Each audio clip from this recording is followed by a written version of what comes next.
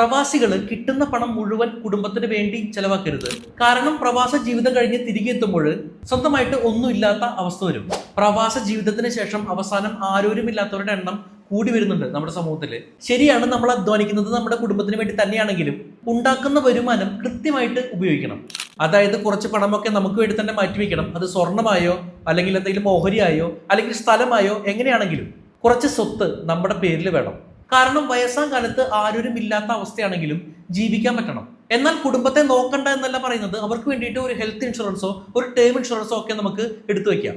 സ്വന്തം സുരക്ഷയ്ക്ക് വേണ്ടിയാണ് നമ്മുടെ പേരിലേക്ക് പണം മാറ്റി വെക്കുന്നതെങ്കിൽ നമ്മുടെ കുടുംബത്തിന്റെ സുരക്ഷയ്ക്ക് വേണ്ടിയിട്ട് അവരുടെ ചെലവുകളൊക്കെ നോക്കുന്നുണ്ട് എങ്കിൽ കൂടിയും അതിന്റെ കൂടെ ഒരു ടേം ഇൻഷുറൻസ് നമ്മുടെ പേരിൽ എടുത്തു വെക്കണം.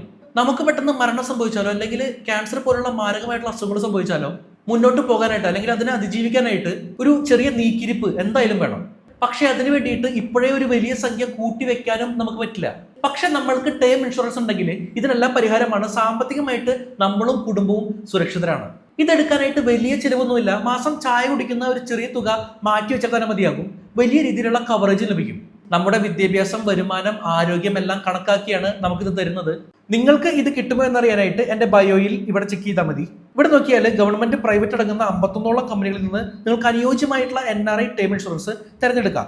തിരഞ്ഞെടുക്കുമ്പോൾ ക്രിട്ടിക്കൽ ഇൽനസ് കവർ ചെയ്യുന്ന റൈഡർ ഓപ്ഷൻ കൂടി ആഡ് ചെയ്യുകയാണെങ്കിൽ നല്ലൊരു തീരുമാനമായിരിക്കും.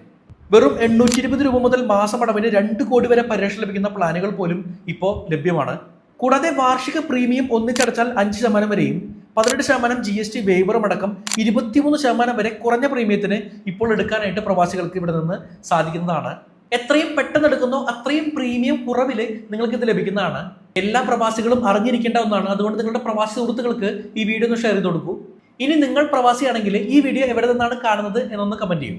ബയോയിൽ ഇവിടെ ചെക്ക് ചെയ്താൽ മലയാളത്തിലും നിങ്ങൾക്ക് സപ്പോർട്ട് ലഭിക്കുന്നതാണ്.